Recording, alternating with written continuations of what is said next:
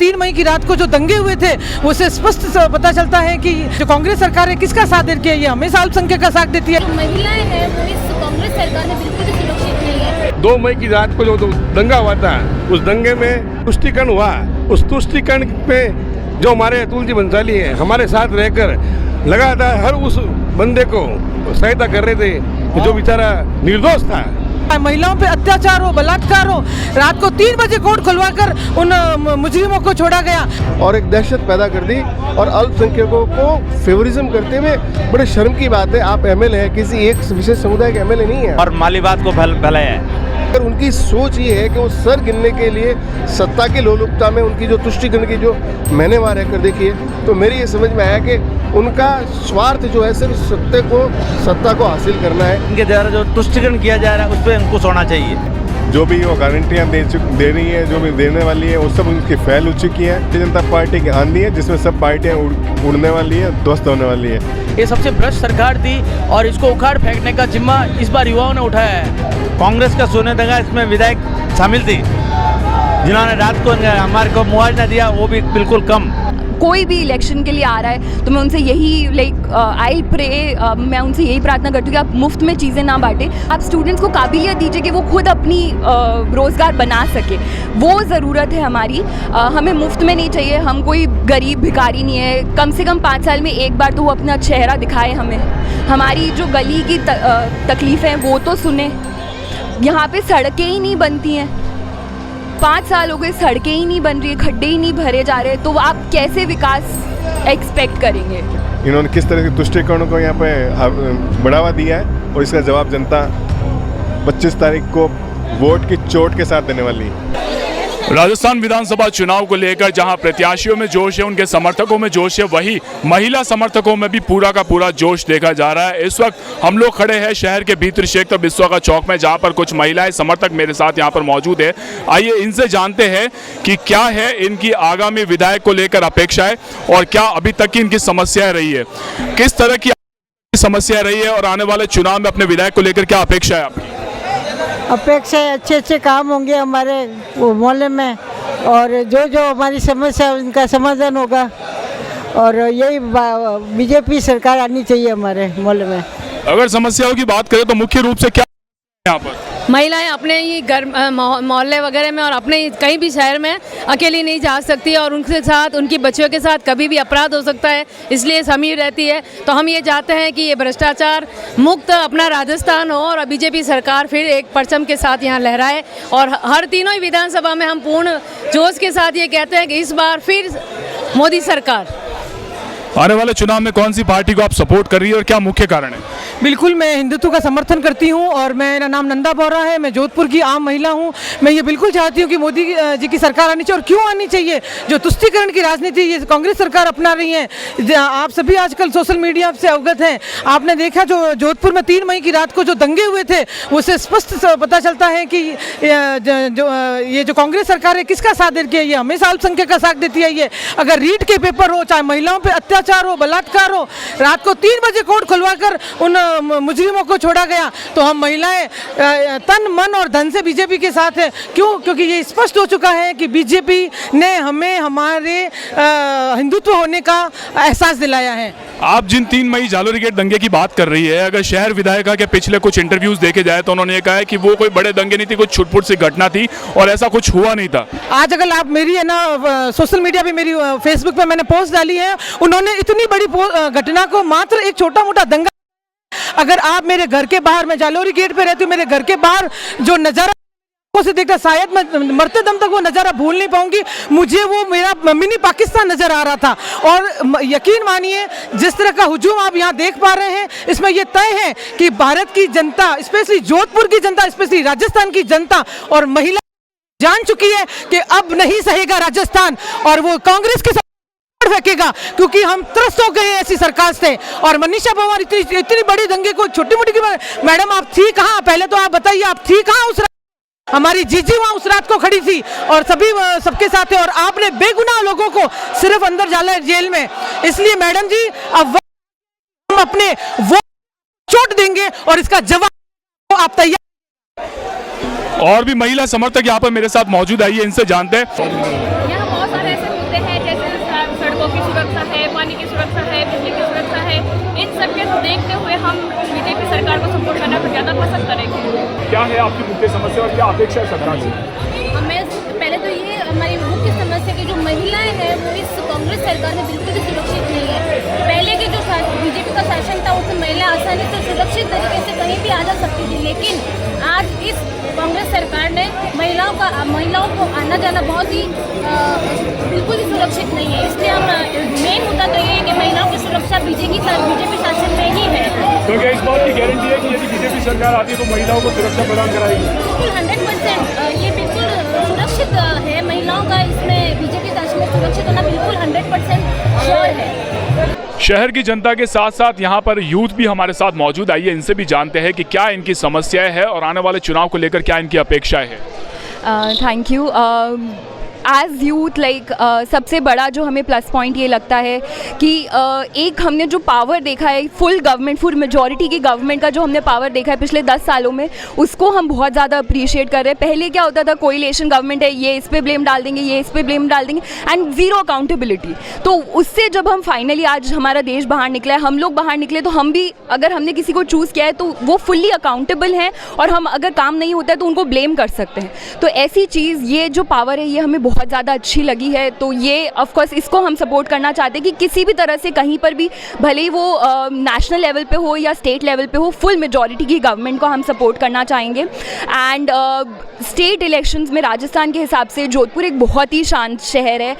मतलब जोधपुर में रहने वाले लोग बहुत पीसफुल हैं, और ऐसे शहर में भी जब हमने दंगे होते हुए देखे हैं पिछले 5 सालों में, that affects us. Of course हमने कभी इमेजिन नहीं किया था कि हमारे शहर में भी ऐसा हो सकता है। हमने सुना है बंगाल में हो रहा है, केरला में हो रहा है, कश्मीर में हो रहा है, पर जोधपुर हो रही है, ये सोचना भी, ये इमेजिन करना भी, हमारे घर के पीछे ये हो रहा है। बहुत मतलब, और वो भी सोचिए कि अशोक गहलोत का ही शहर है, उसमें What exactly reason behind this and what do you think who is responsible for all this? Very honestly कोई रीज़न नहीं है। पिछले 5 सालों से हर शहर में, राजस्थान के हर शहर में, हर गांव में इस तरह के दंगे हुए हैं। इस तरह का उन्होंने जोर आजमाइश करने की कोशिश करी है टू टेस्ट कि कहाँ पे कितना रिएक्शन हो सकता है। लिटरली हर शहर में, हर गांव में इस तरह के दंगे हुए हैं।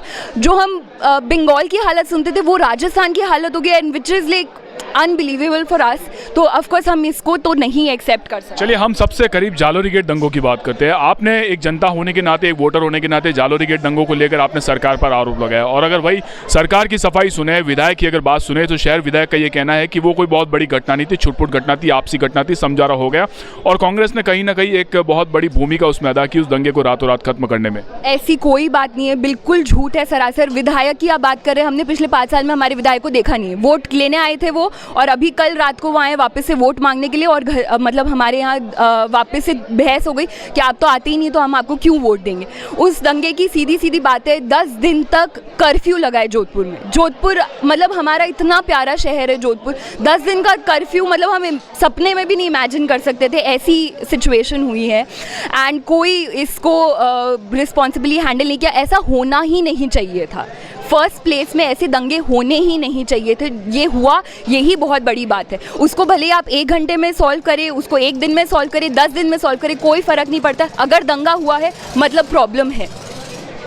आने वाली सरकार से आपकी क्या अपेक्षा है, और क्या लगता है कि जो सरकार अब आएगी, चाहे कांग्रेस आए या बीजेपी आए, तो वो किस तरह से जनता को सेटिस्फाई कर पाएगी अपने विकास के मुद्दों के साथ? सबसे बड़ी बात तो ये है कि आजकल हर किसी को मुफ्त में जो चीज़ें बांटनी शुरू हो गई हैं। Like I am an economic student, I know ये हमारी इकोनॉमी को कितना ज़्यादा अफेक्ट करता है। तो मुफ्त में चीज़ें अगर कोई सरकार कोई भी इलेक्शन के लिए आ रहा है, तो मैं उनसे यही आई प्रे, मैं उनसे यही प्रार्थना करती हूँ कि आप मुफ्त में चीज़ें ना बांटें। जो डिज़र्व करता है वो अपने आप काबिलियत दीजिए लोगों को। आप स्टूडेंट्स को काबिलियत दीजिए कि वो खुद अपनी रोज़गार बना सके। वो ज़रूरत है हमारी। हमें मुफ्त में नहीं चाहिए। हम कोई गरीब भिखारी नहीं है कि आप हमें दान देंगे, इस तरह की हमें कोई चीज़ नहीं चाहिए। दूसरा, अगर हम किसी को चूज़ करके ला रहे हैं, स्पेशली स्टेट इलेक्शन में कोई विधायक आ रहा है, कम से कम 5 साल में एक बार तो वो अपना चेहरा दिखाए हमें। हमारी जो गली की तकलीफ़ें वो तो सुने। यहाँ पे सड़कें ही नहीं बनती हैं, 5 साल हो गए, सड़कें ही नहीं बन रही है, खड्डे ही नहीं भरे जा रहे, तो आप कैसे विकास एक्सपेक्ट करेंगे? Being a student, what is your motive to select a government? Like I said earlier कि फुल मेजॉरिटी की कोई गवर्नमेंट है उससे like I will personally support that government and apart from that जो पिछले 10 सालों में इंडिया की इंटरनेशनली इमेज जो इम्प्रूव हुई है that is a very big factor. हम कॉलेज में जाते हैं, बाहर से स्टूडेंट्स आते हैं, हम बाहर पढ़ने जाते हैं, तो हमने देखा है कि इंडियन स्टूडेंट्स को लेके किस तरह से इंटरनेशनल फोरम्स में परसेप्शन चेंज हुआ है। हमारी बात को वैल्यू दी जा रही है, हमें सुना जा रहा है, हमें स्पेस दिया जा रहा है। ये एक अच्छा टॉपिक, इस पे बात करना चाहूँगा। आप कह रही है कि बाहर स्टूडेंट, आप यहाँ से इंडिया से बाहर है और वहाँ पर आपको जो एक सम्मान है, जो एक सिक्योरिटी है वो मिल रही है, लेकिन साथ ही साथ अगर कांग्रेस गवर्नमेंट की बात करें तो उनका ये कहना है कि नरेंद्र मोदी ने सिर्फ खुद का सम्मान बाहर विदेशों में अर्जित किया और सिर्फ खुद के लिए वो बाहर विदेशों में घूमे। इस बात में कितनी सच्चाई है? बोलने के लिए कुछ भी बोला जा सकता है। आज ही मैं अशोक गहलोत जी का एक इंटरव्यू सुन रही थी जिसमें उन्होंने कहा कि कोई दंगे हुए ही नहीं है, हमने आंखों दंगे हुए हैं। अगर हमें प्लेटफॉर्म नहीं दिया गया होता, मतलब इंटरनेशनली अगर इंडिया का स्टैंड नहीं बढ़ा होता, तो आज जो मोदी जी को बाहर जाके इतना सम्मान मिल रहा है वो नहीं मिलता।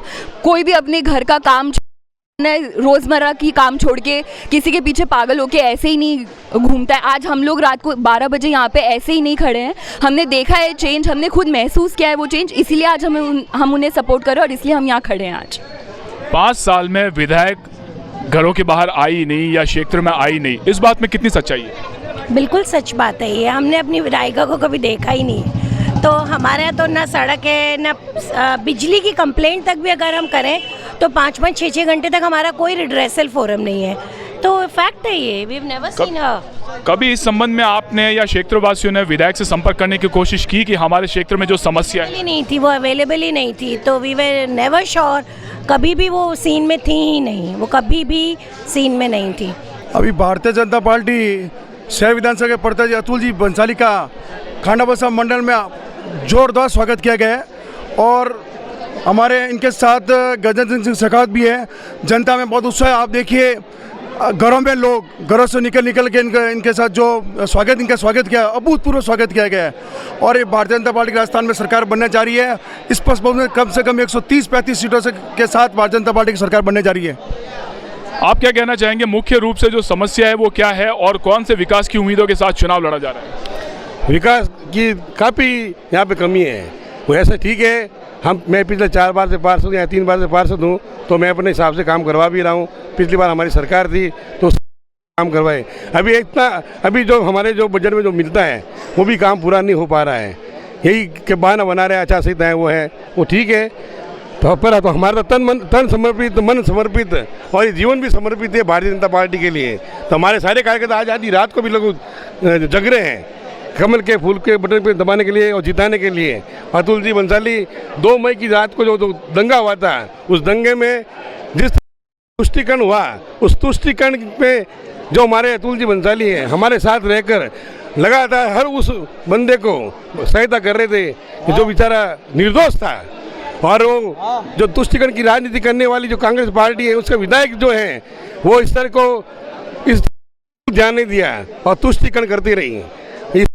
जवाब 25 मई को जवाब देगी जनता, शहर की जनता। कुछ युवा यहाँ पर मेरे साथ मौजूद, आइए इनसे भी जानते हैं युवा होने के नाते सरकार से क्या अपेक्षा रहती है? जैसा कि आप सबको पता है, पिछले 5 साल में पेपर लीक की घटना तो आम हो गई है। युवाओं के साथ खिलवाड़ हो रहा है। सारे युवा जो बेरोजगार की बात करते हैं, जब आप एग्ज़ाम दे रहे हो उस एग्ज़ाम के पेपर ही लीक हो जाए तो मतलब ही क्या ऐसी शिक्षा का?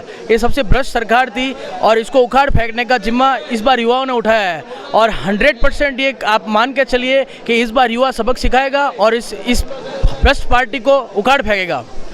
पेपर लीक प्रकरण और जालोरी गेट दंगे, ये 2 ऐसे मुद्दे हैं जो हर एक भाजपाई समर्थक कहे या जो भी समर्थक है उनके मुंह से सुनने को मिल रहे हैं। ये खाली ये 2 ही मुद्दे नहीं है, राजस्थान सरकार हर मोर्चे पे विफल है।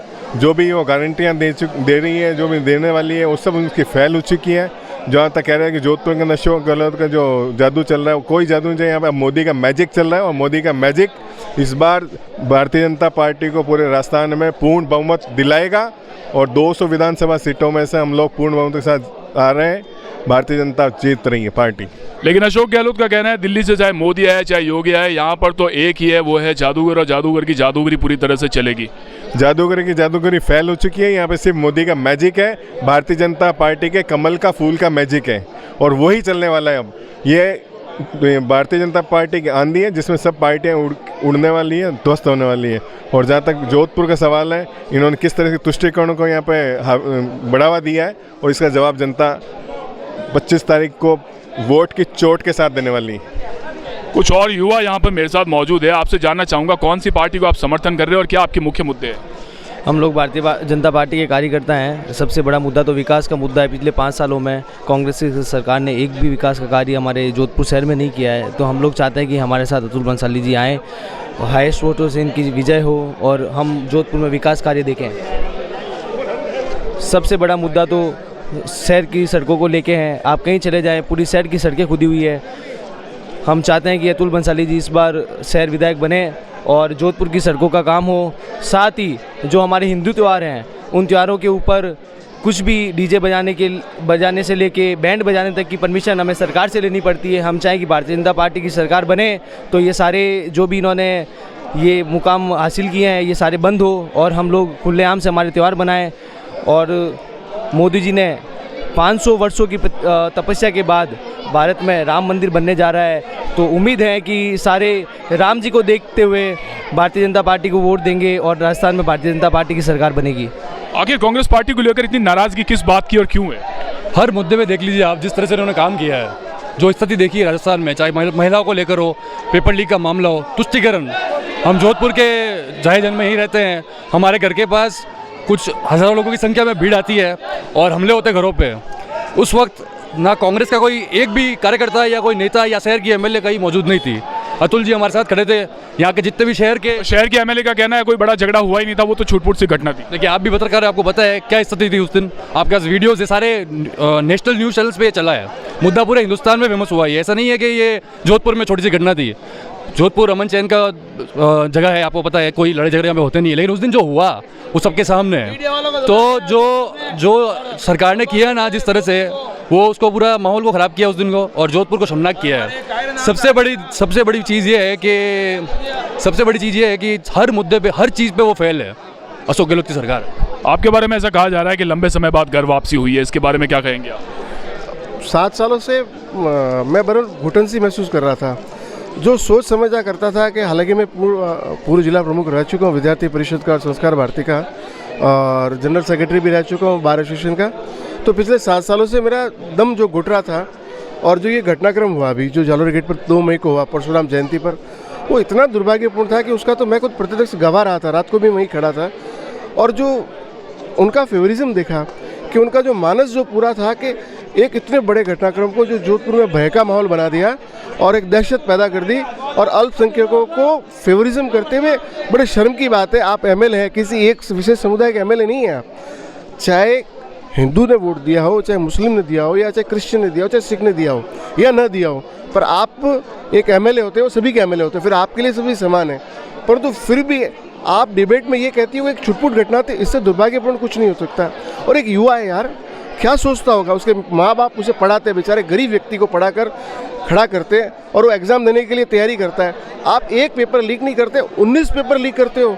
और गोविंद डोटासरा क्या स्टेटमेंट देता है कि यार इन लोगों को नींद नहीं आती, पेपर लीक मैंने किए। इससे ज़्यादा शर्म की बात एक शिक्षा मंत्री नहीं कह सकता। पर आप लंबे समय तक कांग्रेस पार्टी में रहे हैं, आखिर क्या वजह है कि कांग्रेस पे जो सबसे बड़ा जो एक आरोप है वो तुष्टिकरण की राजनीति का है, तो क्या उसकी वजह है? उसकी वजह उनका जो मोटिव जो मेरे समझ में आया, उनका मोटिव ये रहता है कि बल्क ऑफ वोट्स जो एन ब्लॉक और मार्क्स वोट पड़ेंगे तो ये तुष्टिकरण की वजह से ही पढ़ सकते हैं। हमेशा हिंदुओं के कारण क्या रहा है, जो हिंदू कम्युनिटी है ना वो वर्गों में बटी हुई है और उनके लिए वो जो तुष्टिकरण की राजनीति अल्पसंख्यक है वो एक वर्ग पूरा एक साथ चलता है। तो उनका जो मोटिव रहता है कि ये बिखरेंगे, हिंदू बिखरेगा, सनातनी बिखरेंगे, परंतु जो मुस्लिम कम्युनिटी है वो एक साथ बल्क में आकर वोट देगी। तो उनका जो मोटिव ये नहीं है, देश नहीं, उनका मोटिव है सत्ता को किस तरह हासिल किया जाए। और खैर वो खुद भी कहते हैं कि विधानसभाओं में और लोकसभाओं में सर गिने जाते हैं। तो अगर उनकी सोच ये है कि वो सर गिनने के लिए सत्ता की लोलुपता में उनकी जो तुष्टिकरण की जो मैंने वहाँ रहकर देखी है, तो मेरी ये समझ में आया कि उनका स्वार्थ जो है सिर्फ सत्ता को हासिल करना है। उनका ये कहीं भी सोच नहीं है कि राष्ट्रवादी सोच हो कि आप खुद देख लीजिए क्या किया इन्होंने इतने सालों में। आज 5 सालों में जो अशोक गहलोत ने जो किया है, आप 19 पेपर लीक कर जाते हो, उसके बाद आप इतना सहज रह जाते हो और अब भरोसा ले जाते हो आप कि साहब हम रोज़गार देंगे। अरे जो रोज़गार का अवसर आप देने के लिए जो तैयारी करते हो, तो एक तरफ से रोज़गार देते हो, लोगों से फीस के पैसे लेते हो, फॉर्म के पैसे लेते हो, बेचारे कोचिंग क्लास में जाकर पढ़ाई करता है और एग्ज़ाम देने जाता है तो पता चलता है पेपर लीक हो गया। आप किसी के साथ भविष्य से कुठाराघात करते हो, ये तो दोगलापन है, मेरी नज़र में ये दोगलापन है। विकास के मुद्दों की बात की जाए तो मुख्य रूप से वो कौन से विकास के मुद्दे हैं जिनको लेकर आप एक विधायक से अपेक्षित होते हैं, और आखिर क्या वजह है जो कांग्रेस पार्टी के प्रति एक नाराज़गी जो है वो देखने को मिलती है? देखिए, जालोर गेट पे जो लफड़ा हुआ था 2 मई को, वो पूरा शहर भूल नहीं पाएगा कभी भी।